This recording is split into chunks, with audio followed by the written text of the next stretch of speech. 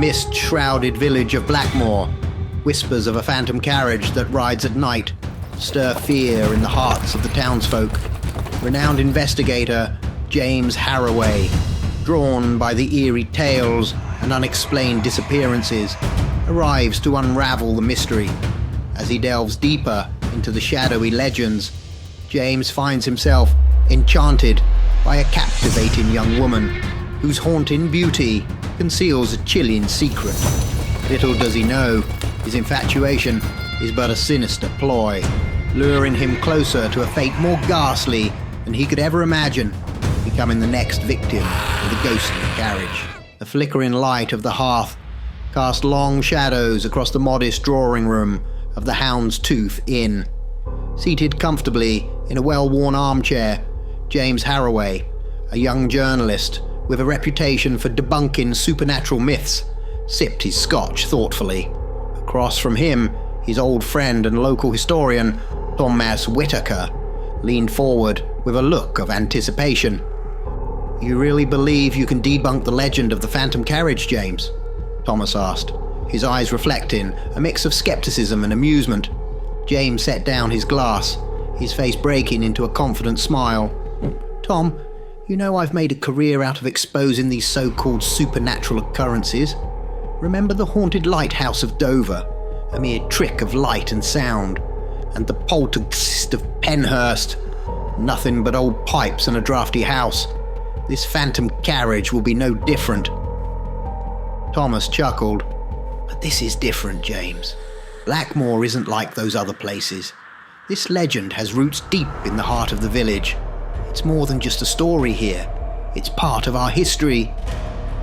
The more entrenched the myth, the more satisfying the debunking," James replied with a wink. "Think of it, Tom. Every year, on the anniversary of this unsolved murder, the townsfolk are paralyzed by fear. It's the 20th century, for heaven's sake. We should be beyond these ghost stories." Thomas leaned back, studying his friend. "But what if there's some truth to it? This town has never been the same since that night. People are genuinely afraid, James.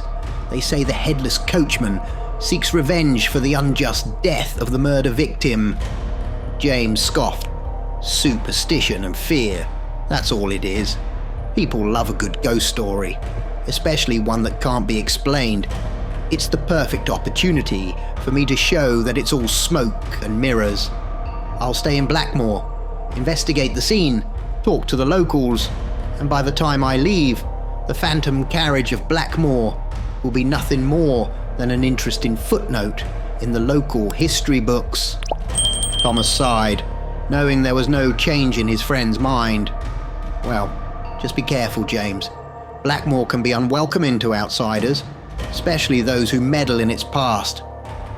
James stood up, finishing his drink. "I appreciate the concern, Tom, but I've faced worse than a few unfriendly villagers. By the time I'm done, I'll have uncovered the logical explanation behind this phantom carriage, and Blackmoor can finally move on from this absurd legend." With a determined glint in his eye, James Harroway prepared to delve into the mystery of the phantom carriage, unaware that he was about to encounter something that would challenge his deepest convictions about the natural and supernatural world. The morning sun cast a pale light over the quaint, cobblestone streets of Blackmoor as James Harroway made his way to the local library. The air was crisp, and a thin mist clung to the ground, giving the village an eerie, almost timeless quality. He pushed open the heavy oak door of the library, the scent of old books and polished wood greeting him.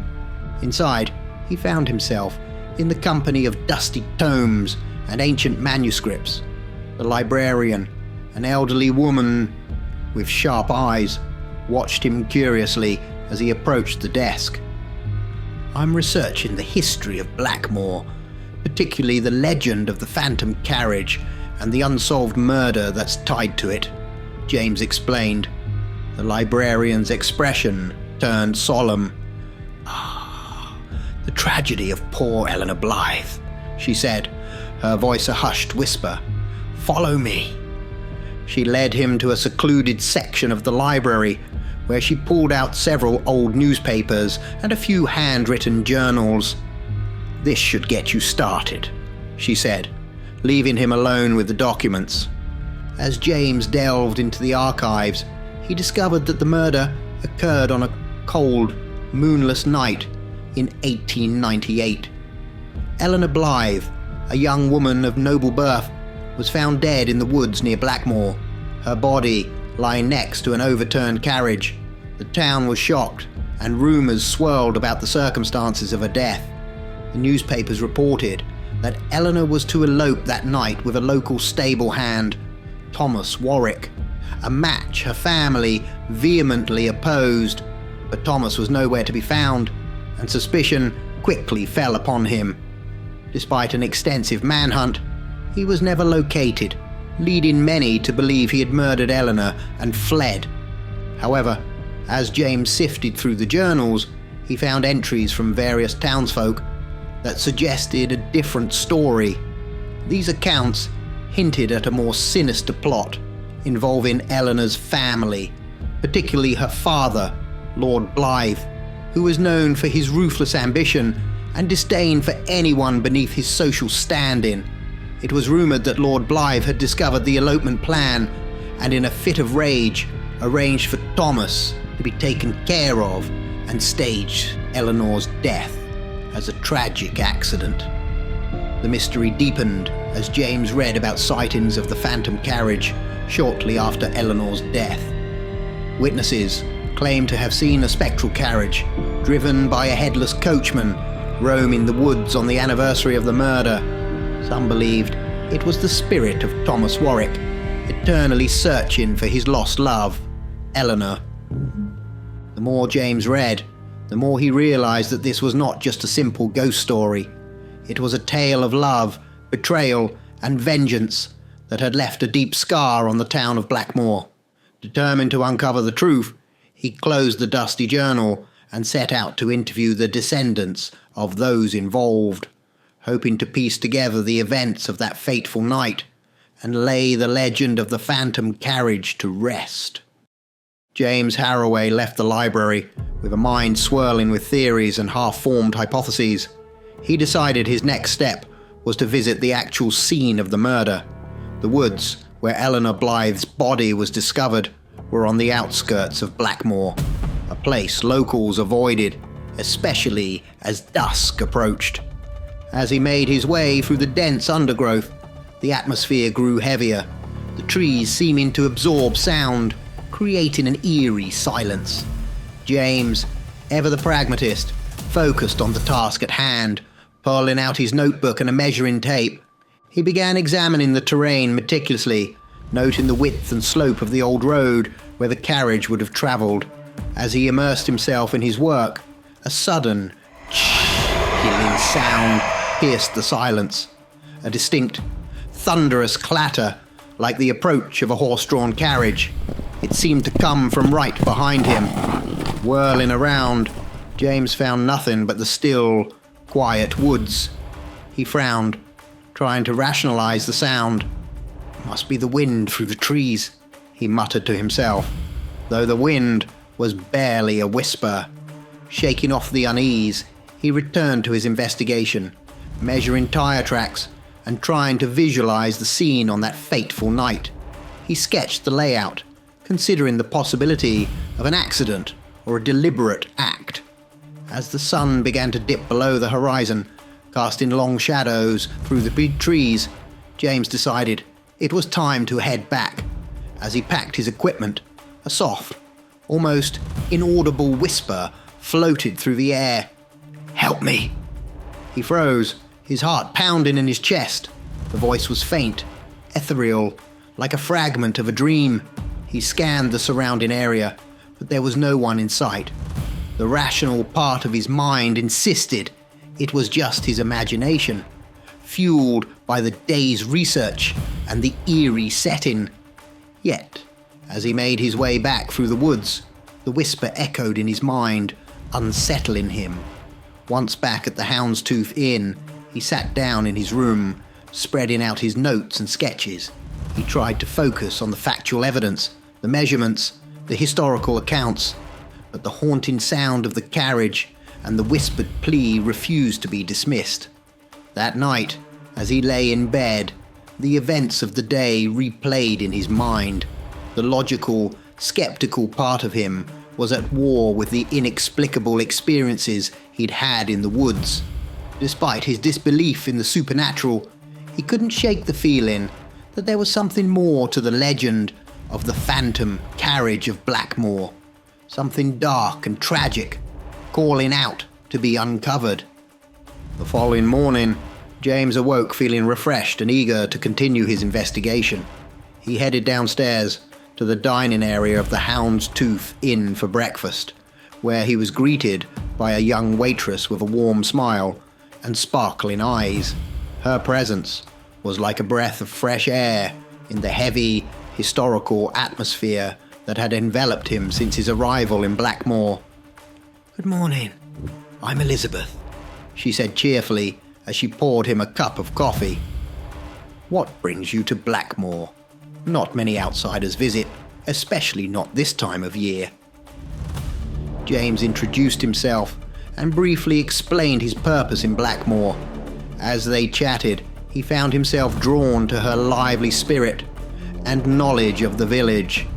On a whim, he invited her to join him for dinner that evening, and to his delight, she accepted. He spent the day back in the library, poring over old maps and police reports, trying to piece together the events surrounding Eleanor Blythe's death. Despite his focus, his thoughts kept drifting to Elizabeth and their upcoming dinner. That evening, over a candle-lit meal at the inn, James found himself enjoying Elizabeth's company far more than he had anticipated. They talked about everything from local folklore to their personal aspirations, creating an unexpected connection. Curious, James asked if she knew anything about the phantom carriage. "I've heard the stories, like everyone in Blackmore," Elizabeth replied, her eyes reflecting the flickering candlelight. "It's just local legend to me, tales to scare children, but after hearing you talk about it, I must admit, it's quite fascinating." As dinner came to an end, Elizabeth, caught up in the mystery and excitement, suggested a spontaneous walk to the site of the murder. "I've never actually been there at night," she said, a hint of adventure in her voice. "I'd love to see it for myself, especially with someone who knows so much about the legend." James was surprised but intrigued by the proposal.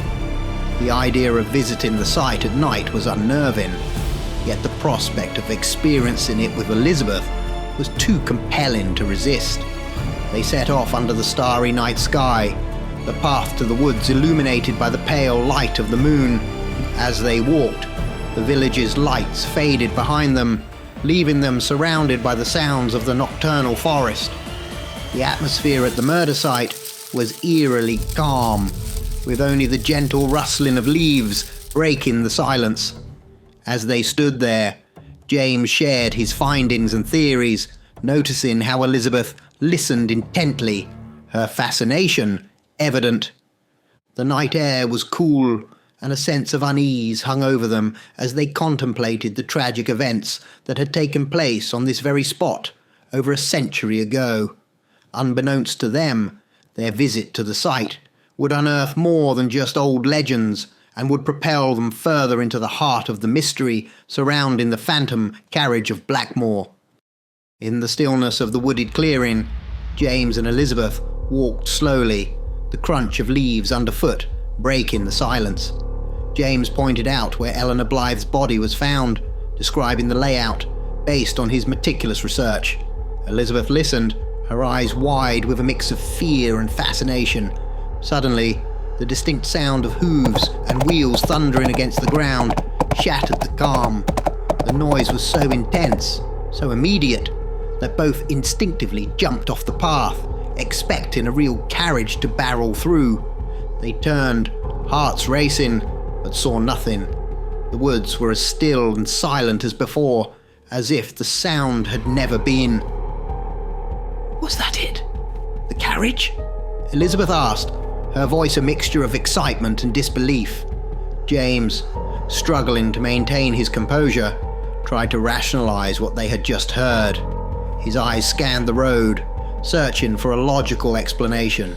Then, in the distance, he saw it. A black carriage, stationary, with a restless horse pawing the ground, as if eager to bolt. "Look there," he whispered to Elizabeth, pointing towards the spectral carriage. As they watched, the carriage suddenly lurched into motion, racing towards them at an otherworldly speed. The sight was so surreal, so contrary to everything James believed, that for a moment he was frozen in shock. "Look out!" he yelled, pulling Elizabeth out of the carriage's path. They dove into the underbrush just as the phantom carriage swooped past. The ground where they had stood moments before now empty. As the carriage passed, James looked up and caught a glimpse of a figure in the back window. A young man, his face contorted in a silent scream. The image was burned into his mind, a haunting visage that seemed to be etched with pain and desperation. They lay there for a moment, panting, trying to process what had just happened. Elizabeth clutched James's arm, her eyes wide with terror. "Did you see it too? The man in the carriage?" James nodded, his skepticism crumbling under the weight of the undeniable reality they had just experienced. "Yes, I saw him. It was like he was trapped, somehow." They slowly stood up, their eyes fixed on the spot where the carriage had disappeared. The forest was once again silent, the apparition gone as quickly as it had appeared.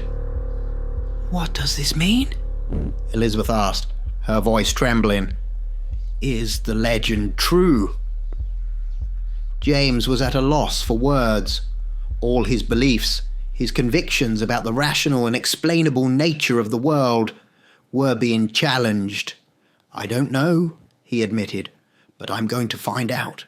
We need to understand who that man was and why he's trapped in this phantom carriage." As they made their way back to the village, a new determination took hold of James. The mystery of the phantom carriage of Blackmoor was more than just a legend. It was a puzzle that he was now compelled to solve, not just to debunk a myth, but to uncover a hidden truth that had been lost to time. James awoke the next morning, the early rays of sunlight filtering through the curtains. He turned to find Elizabeth's side of the bed empty, her presence from the night before now just a lingering warmth. A sense of unease gripped him as he quickly dressed and made his way downstairs, hoping to find her there.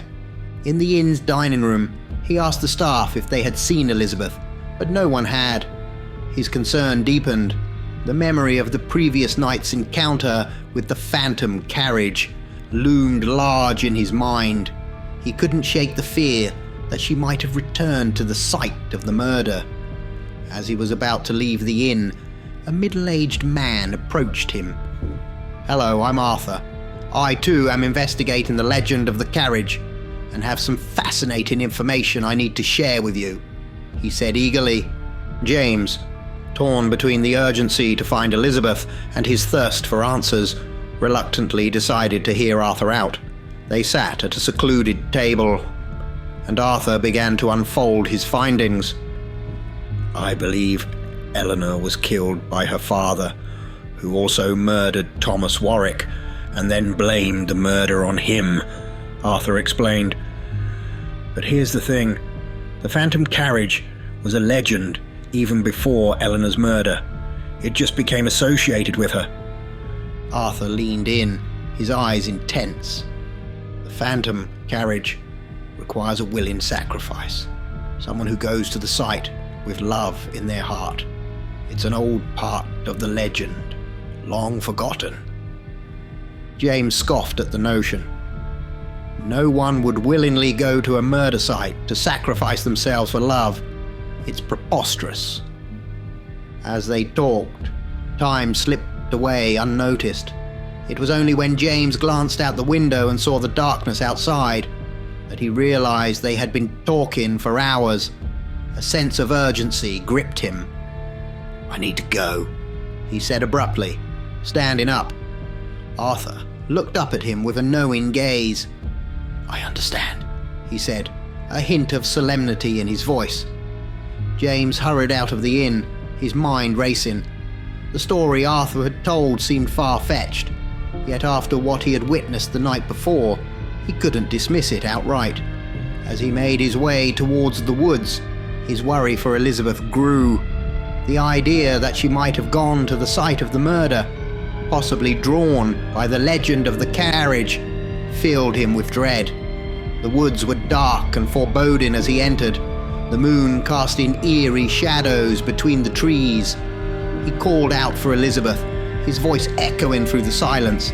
The legend of the phantom carriage, once just a curious mystery to solve, had now become a personal and urgent quest.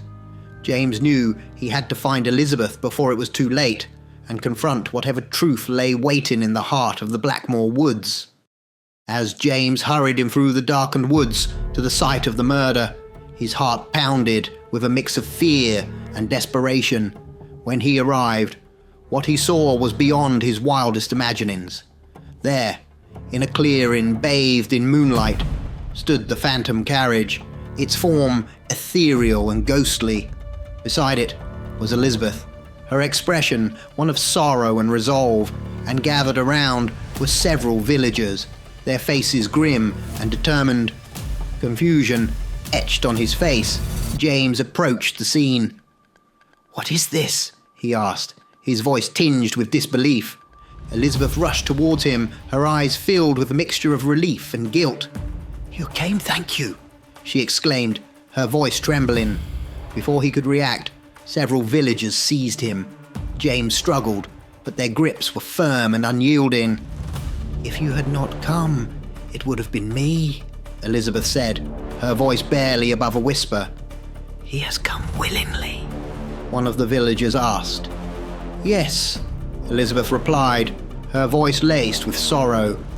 "With love in his heart." The man pressed further. "Yes, for me," she responded, her eyes not leaving James's. "And it is dusk," the man concluded with a note of finality. The villagers began to pull James towards the open door of the carriage. Inside, an ancient, half-skeletal figure waited, its presence chilling and commanding. As it reached out and grasped James, he felt an overwhelming force, his willpower draining away as he was pulled into the carriage. The door shut with a definitive thud, and the carriage sped off, disappearing into the distance. In the back window, James's face was visible, his hands banging against the glass, his mouth open in a silent scream. "Well done, my dear," a man said to Elizabeth, his voice a mixture of relief and gratitude. "We are again safe for the next cycle, because of you." Elizabeth's face was a mask of anguish, her eyes reflecting the weight of her actions. "Had we not made the sacrifice, as our fathers and forefathers did, the ghost of the carriage would have destroyed our village. But now, it's time to celebrate," the man continued, a sense of relief permeating his words. The villagers began to disperse, leaving Elizabeth alone in the clearing. The weight of her choice, the sacrifice she had made for the safety of her village, hung heavily in the air. As the moon shone down on the now empty site, the legend of the phantom carriage of Blackmoor had claimed another soul, and the cycle would continue, shrouded in secrecy and tragedy. Ah, my dear nocturnal scholars of the macabre, it's time for a quick scare break. As we linger in these shadowy realms, a small favour I dare to ask. If my tales of terror bring you thrills, do not let our journey end here. Hit like, subscribe, and join our dark congregation. Now shall we delve deeper into the abyss. Let's embrace the darkness once more. Let's get back to the shadows. In today's tale, a young woman is introduced to times gone by, and a quick word of caution: if you smell gas while listening to this tale, whatever you do, don't call the gas man. Amelia Saunders always had a fondness for the vintage and unique. It was a sunny Saturday afternoon when she stumbled upon a small, tucked-away second-hand store in the heart of London. The shop, named Timeless Treasures, was nestled between a bustling cafe and an antique bookstore on a cobbled stone street. Its window display, adorned with various trinkets and garnets from eras gone by, beckoned her inside. As she pushed open the old wooden door, a bell chimed, announcing her entry into a world of forgotten histories. The shop was dimly lit, with the rays of sunlight piercing through the dust motes, creating a mystical ambience. Amelia's eyes were drawn to a coat hanging elegantly on an antique mannequin. It was a beautiful herringbone pattern, seemingly whispering tales of a bygone era. The shopkeeper, an elderly gentleman with a warm smile, noticed her interest. "Ah, the coat," he began, his voice a soft rasp. "It's from the 1950s. A real beauty, isn't it? Not many like that left." He dusted off the shoulders of the coat with care, his eyes glinting with a mix of nostalgia and something unspoken. Amelia was entranced. The coat was not just a garment. It felt like a piece of history, a connection to a past she longed to explore. She tried it on, and it fit perfectly, as if it had been waiting for her. After some pleasant conversation about the coat's potential history, Amelia decided to purchase it. The shopkeeper wrapped it carefully in brown paper, tying it with a string. "Take care of it," he said, his eyes lingering on the package for a moment too long. As Amelia left the store, coat in hand, she felt a slight shiver run down her spine. Brushing it off as a breeze, she didn't notice a reflection in the shop window. A bald man with glasses, watching her intently. It was only for a moment, then he was gone. Walking back through the busy streets of London, Amelia felt an inexplicable sense of being followed. She turned around several times, only to find the usual hustle and bustle of city life. Little did she know that her purchase of the herringbone coat had awakened something, or someone, from a dark past. The evening found Amelia in her modest London flat, the walls adorned with art prints and the shelves filled with books. The herringbone coat lay draped over a chair, its pattern almost dancing in a dim light. As night fell, the city's usual cacophony dwindled into a distant hum, and Amelia settled in for a quiet evening. While lounging on her sofa, Amelia couldn't shake off a persistent feeling of being watched. It was an eerie, prickling sensation, as if eyes were fixated on her from a hidden corner. She glanced around her softly lit living room, finding comfort in its familiarity, yet the feeling persisted. Deciding to distract herself, Amelia turned on the TV. As she flipped through the channels, a sudden flicker caught her attention. In the brief moment when the screen went blank, she saw it. A reflection, not her own. A man, bored, with round glasses staring back at her from the TV screen. She blinked, and the ghostly image vanished, replaced by the colourful bustle of a sitcom. Later, as Amelia tried to sleep, the unsettling occurrences continued. The flat, usually her sanctuary, felt suffocating. In the depths of the night, she felt a chilling touch on her leg, like the caress of an unseen hand. She jolted awake, heart racing, but the room was empty, bathed in the soft glow of the streetlights outside. Lying awake, her thoughts racing, Amelia noticed a faint smell in the air. It was subtle, yet unmistakable, the slight odour of gas. It didn't make sense. Her flat had all electric appliances, apart from a gas hob that she never used. The smell lingered for a moment before dissipating into the shadows of her room. Amelia lay there, her mind reeling with questions. Was her mind playing tricks on her? Or was there something more sinister at play? The reflection of the man, the cold touch, the smell of gas, each detail etched into her memory, forming a tapestry of fear and uncertainty. As dawn approached, Amelia resolved to uncover the truth behind the herringbone coat. Little did she know this decision would plunge her deeper into a mystery that bridged the gap between the living and the dead. It was Friday night, and Amelia, adorned in her newly acquired herringbone coat, was ready to immerse herself in the vibrant nightlife with her friends.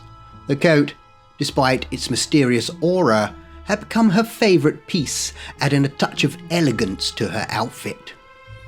The nightclub, pulsing with music and bathed in colourful lights, was teeming with energy. Amelia and her friends, lost in the rhythm and the laughter, enjoyed their regular night out. After a few drinks, Amelia's gaze drifted across the club and settled on a solitary figure in one of the booths.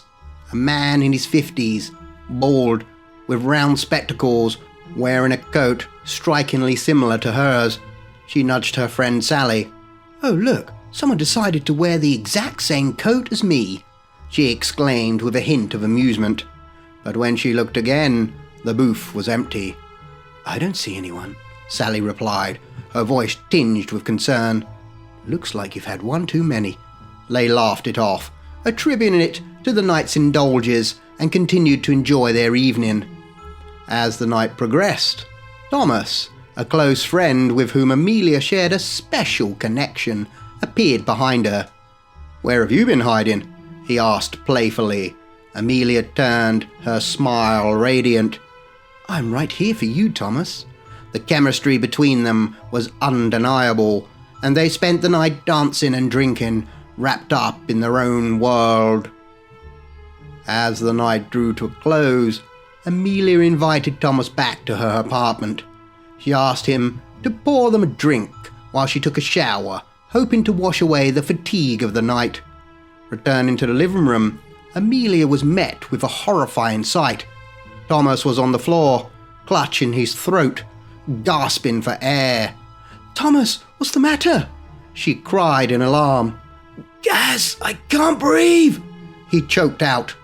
In a panic, Amelia helped him to his feet and guided him towards the front door, urging him to get some fresh air. Outside, Thomas gulped in the night air, his breathing gradually easing. "Could you not smell that?" he asked, his voice shaky.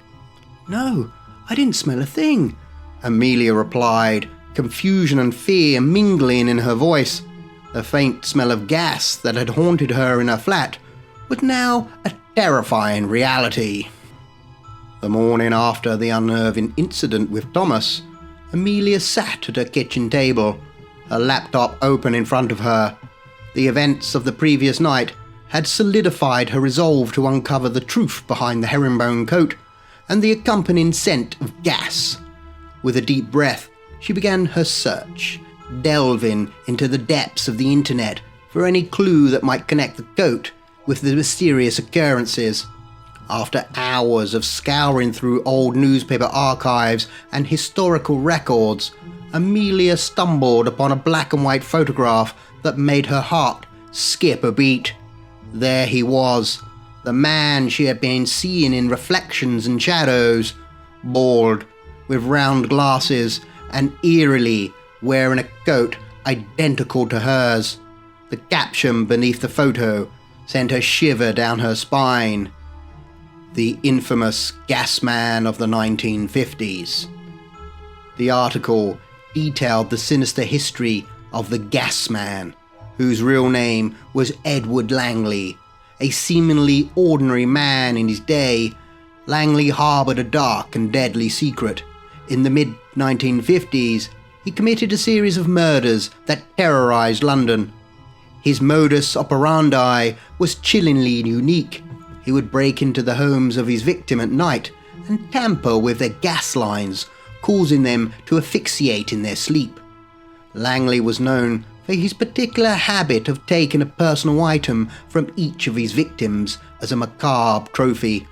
The article mentioned that his final victim, a young woman, had been found in her bed, draped in a herringbone coat. A coat that Langley had taken a particular liking to and worn on several occasions. Amelia's heart pounded as she realized the gravity of what she had discovered.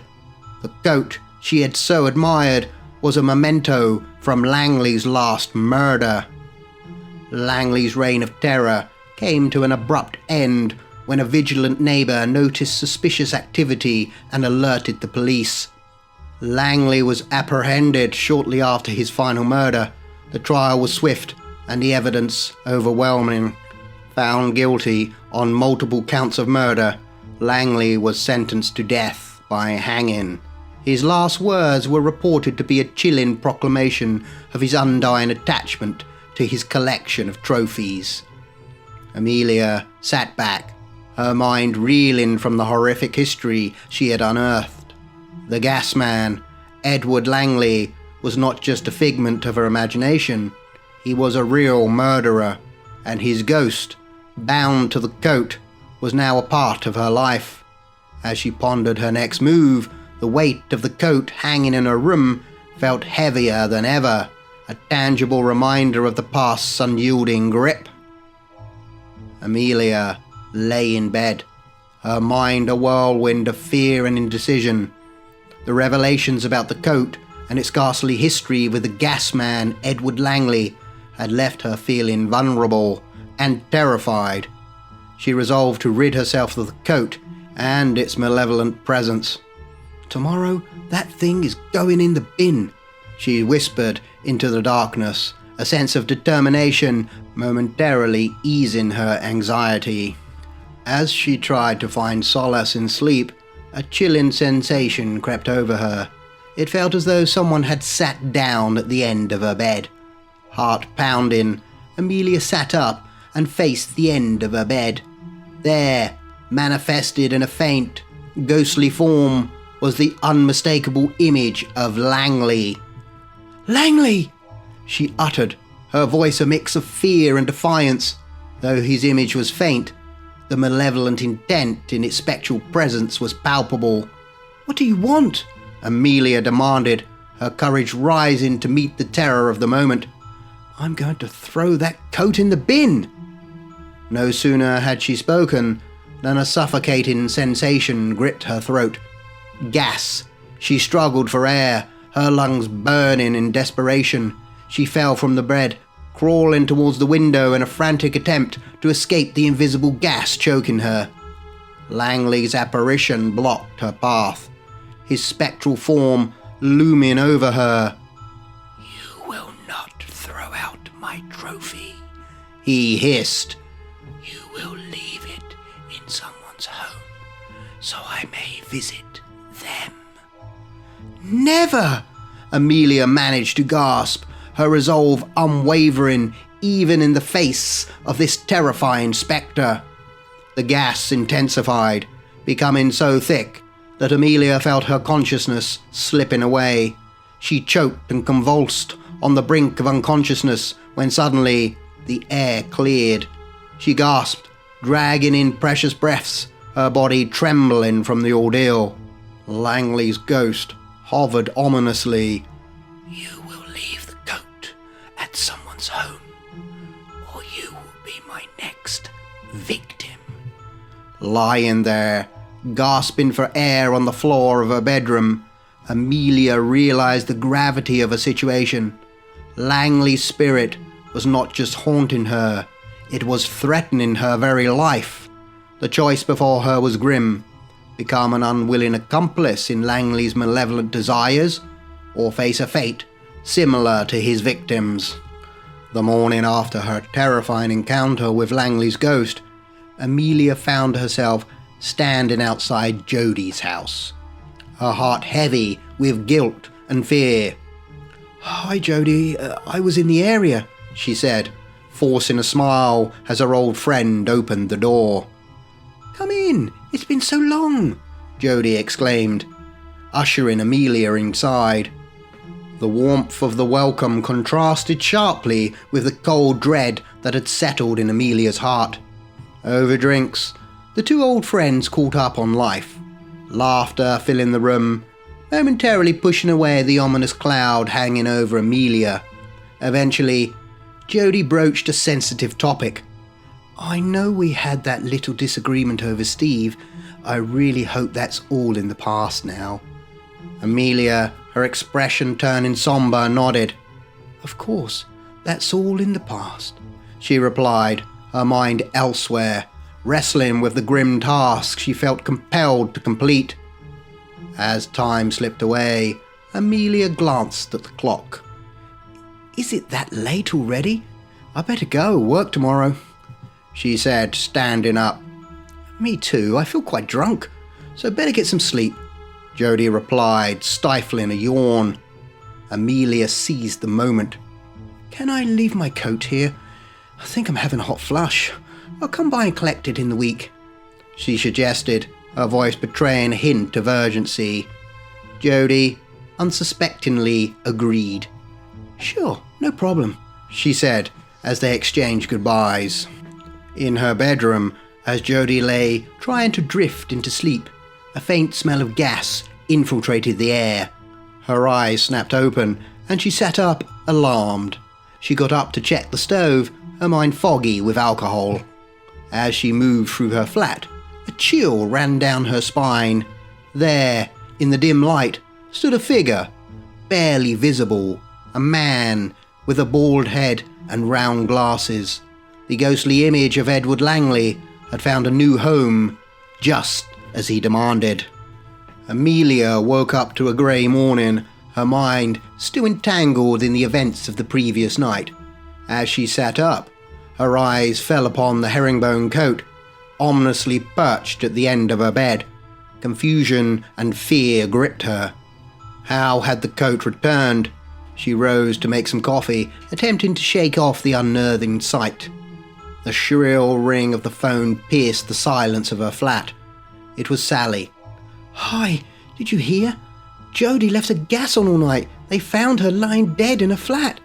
Sally's voice trembled with shock. Amelia felt a wave of nausea and guilt crash over her. She hung up the phone, unable to utter a word, her mind reeling with the horror of what her actions had led to. As she tried to process the tragic news, the doorbell rang. Standing at a door were two police officers. "Someone saw you enter Jody's flat last night," one of them said, his expression somber. "Yes, we had some drinks and I left around 10 p.m. We were both quite drunk. What happened?" Amelia replied, her voice barely concealing her distress. "There's been an incident. Seems Jody fell asleep and left the gas on," the officer informed her. That night, as Amelia lay in bed, haunted by guilt and fear, she felt the now familiar pressure of someone sitting on her bed. Langley's ghostly whisper filled the room. "You will leave my coat again." "No, I can't, I won't," Amelia responded, her voice laced with desperation. Immediately she began to choke on the thick, invisible gas, her lungs burning for air. "Just 3 more, and I will be free," Langley hissed. "Do this for me, and I will help you." As Amelia teetered on the brink of unconsciousness, the gas suddenly vanished, replaced by a gulp of fresh air. Amelia found herself at a harrowing crossroads, grappling with a power she never wanted, the power over life and death. As Langley's ghostly demands echoed in her mind, she thought of those who had wronged her, former lovers who had betrayed her, friends who had turned their backs on her, the bully from her high school days. Each face flashed through her mind, accompanied by a surge of dark, vengeful thoughts. Yet Amelia knew she had to tread carefully. Any rash action could draw suspicion towards her, especially after Jodi's tragic death. She needed a plan, something discreet yet effective. The idea struck her as she remembered the nightclub. Coats were rarely left in the cloakroom due to frequent thefts. It was the perfect place to leave the cursed herringbone coat without drawing attention to herself. With a mix of dread and resolve, Amelia headed to the club. Her heart pounded as she hung the coat in the cloakroom, trying to appear nonchalant. She then retreated to a corner and waited, her eyes fixed on the cloakroom door. Before long, her wait was rewarded. Two young men, likely looking for an easy steal, slipped into the cloakroom. They emerged moments later, their arms laden with coats, including the herringbone coat. Amelia watched them leave, a cold smile playing on her lips. "That'll teach him," she murmured under her breath, feeling a twinge of guilt at the sinister satisfaction that coursed through her. The next morning, Amelia awoke with a sense of foreboding. She turned slowly, her fears confirmed by the sight that greeted her. There, at the foot of the bed, lay the herringbone coat, returned as if it had never left. That night, the ghost of Edward Langley visited Amelia once more, his spectral form more menacing than ever. "Just one more, and I will be satisfied," he hissed. "One?" Amelia replied, her voice trembling. "Your scheme gave me 2 for 1, but I hunger for the last victim. I must have them now. You will find me another today," the apparition demanded. As Amelia protested, her voice was abruptly cut off by the now familiar sensation of choking on gas. "You will do this for me, or I will take you," Langley threatened, his ghostly presence suffocating her. Amelia, tormented and unsure of who to choose, was startled by a knock at the door. It was Thomas, his arrival breaking her concentration. "Hiding away again?" he said, stepping into her apartment.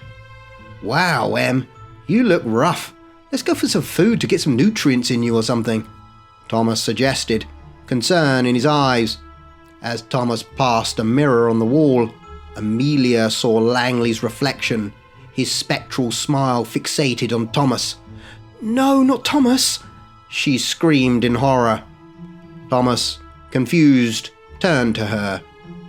"Why not, Em? You look famished, let's—" His words were abruptly cut off as he began to cough violently, choking, white phlegm bubbling in his throat. He collapsed to the floor, motionless. "No!" Amelia screamed in despair.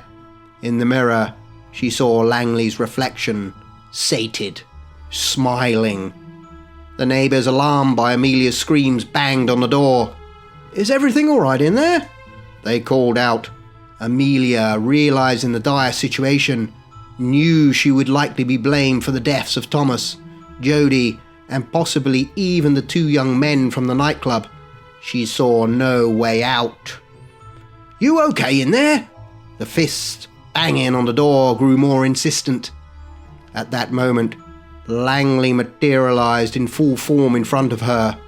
"Free," he declared triumphantly. "Do not worry. For helping me, I will help you," he said with a sinister grin. Amelia began choking, her lungs burning as if on fire.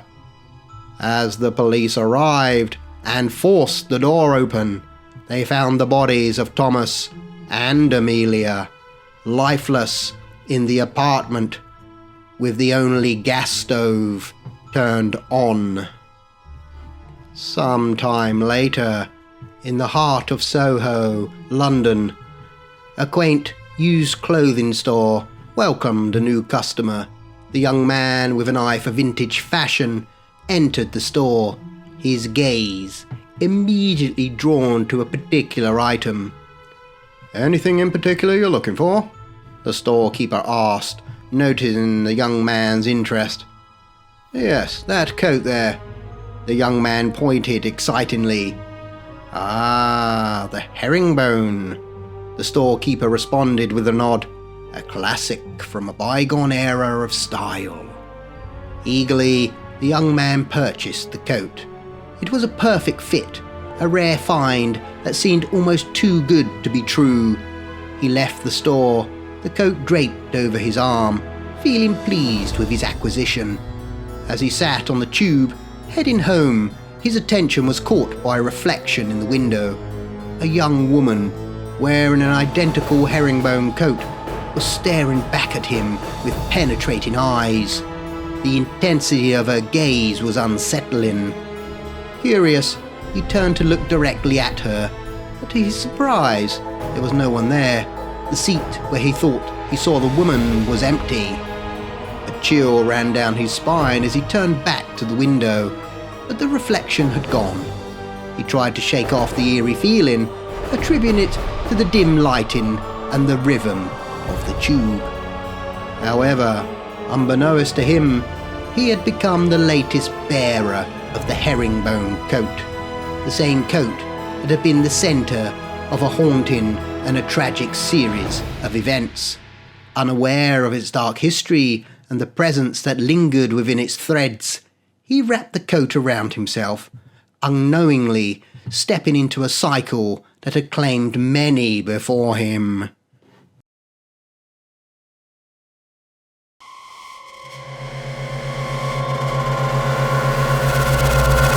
In the quiet town of Eldridge, where time seemed to move a little slower, there was an annual tradition that brought the community together, the Eldridge Fall Fair. Garage sales dotted the streets, offering hidden treasures and forgotten relics. It was at one such fair that a mysterious box found its way into the hands of a curious man named Oliver. The box sat inconspicuously on a cluttered table, its intricate carvings barely visible under layers of dust. The elderly woman managing the sale noticed Oliver's interest and spoke in a voice that carried the weight of years. "That there is an intriguing box, young man. It's said to hold the key to untold wonders, and yours for only a pittance." Intrigued by the air of mystery surrounding the box, Oliver exchanged a few coins for his newfound curiosity. Little did he know that the box held not only wonders, but also a haunting secret. Back home, Oliver eagerly opened the box, revealing its contents: a tarnished locket, an ancient-looking mirror, a small, moth-eaten journal, and a vial of luminescent liquid. Unbeknownst to him, these items were the remnants of a life long past. As Oliver explored the artifacts within the box, he felt an inexplicable connection to an old woman named Eliza, who had lived in Aldridge decades ago. The journal chronicled her joys and sorrows, painting a vivid picture of a life well lived, but cut short by unforeseen circumstances. And the past of Eliza is shrouded in mystery. She was born into a family with a long-held legacy in Eldridge. Eliza's childhood was steeped in the town's enchanted traditions and folklore. Despite its quaintness, the town itself held its own share of secrets, stories of spirits, enchanted forests, and mysterious artifacts passed down through the generations. Eliza, with her insatiable curiosity, was enamored with these tales often daydreaming about the magical possibilities that lay just beyond the ordinary. As she grew older, Eliza's adventurous spirit led her to explore the outskirts of Eldridge, uncovering hidden nooks and crannies where nature and magic intertwined. It was during one of these explorations that she stumbled upon the box, hidden away in an ancient oak chest, its carvings telling tales of forgotten realms. She studied the dark arts and sought to unlock the power of the box in order to live beyond the grave. Late one fateful night, as the moon cast an eerie glow over Eldridge, Eliza retreated to a secluded part of the woods, armed with her knowledge of the town's ancient spells and rituals. She embarked on a clandestine mission to weave a spell that would alter the fate of the box, and by extension, her own. With a sense of urgency, Eliza gathered herbs, whispered incantations, and traced arcane symbols in the dirt with the intensity of someone on the edge of life and death. The air was thick with her captivating charm and warm, infectious spirit, and the intensity of her emotions were palpable as she channeled her fading magical abilities into the box, casting a spell that would ensure her survival beyond the grave. The spell, a complex blend of eldritch energies, bound Eliza's spirit to the box in a symbiotic relationship in exchange for the stolen life force of those who dared to unlock its secrets. The box would sustain Eliza's ghostly existence, granting her semblance of life and the chance to experience the world once more. As the spell took hold, an unearthly brilliance illuminated the box, seemingly alive with the symbols of the fate of all who would cross its path. Unknown to its future holders, the box had become a gateway for Eliza's soul to feed on the life force of the living. A rush of power surged through Eliza, one that would soon be her undoing. Days later, Eliza was no more. The box remained, eagerly awaiting to replenish Eliza's sinister spirit for a fresh soul. Oliver knew nothing of the sinister intentions of Eliza and delved deeper into the box. Late at night, he would catch glimpses of Eliza's apparition, her eyes filled with a mix of longing and regret. Unbeknownst to Oliver, the box was a vessel, a conduit for Eliza's spirit, seeking a second chance at life. As Oliver delved deep into the mysteries contained within the box, an eerie atmosphere settled over his apartment. Shadows danced on the walls, and the air grew thick with an unspoken tension. Late at night, strange whispers echoed through the small space, sending shivers down Oliver's spine. Shadows of an old, decrepit lady caught in the corner of his eye. The locket, once a cherished possession of Eliza, began to emit a haunting melody whenever the moon cast its silvery glow through Oliver's window. It played a mournful tune that seemed to resonate with the very soul of the young man. Sleep became a distant memory as Oliver was tormented by vivid nightmares that blurred the lines between reality and the supernatural. The ancient mirror, now reflecting more than just physical images, started to reveal glimpses of Eliza's past. Oliver saw her joyous moments, but entwined with them were darker, more ominous scenes. The shadowy figure of an aged woman, a foreboding sense of impending doom. The journal, once filled with Eliza's musings, now contained entries written in a cryptic language that sent a chill down Oliver's spine. Days turned into weeks, and Oliver's vitality slowly waned. Unbeknownst to him, the box was absorbing his life force. transferring it to Eliza's ghostly form. The once vibrant young man grew paler, weaker, while Eliza's ethereal presence gained substance. As the process reached its climax, Eliza's ghost and Oliver stood face to face in a surreal moment where the boundaries between life and death blurred. With a whisper of gratitude, Eliza's spirit enveloped Oliver, drawing his essence into her being. In that fleeting moment, the box glowed with an otherworldly brilliance. As the last traces of Oliver's life force were absorbed, Eliza's form transformed. No longer a ghostly spectre, she stood rejuvenated, her eyes sparkling with vitality. The box, now dormant, retained the memories of both Eliza and Oliver, a testament to the mysterious forces that bound them together. And should you ever attend the Eldridge Fall Fair, you may find a quaint little box being sold by an old man.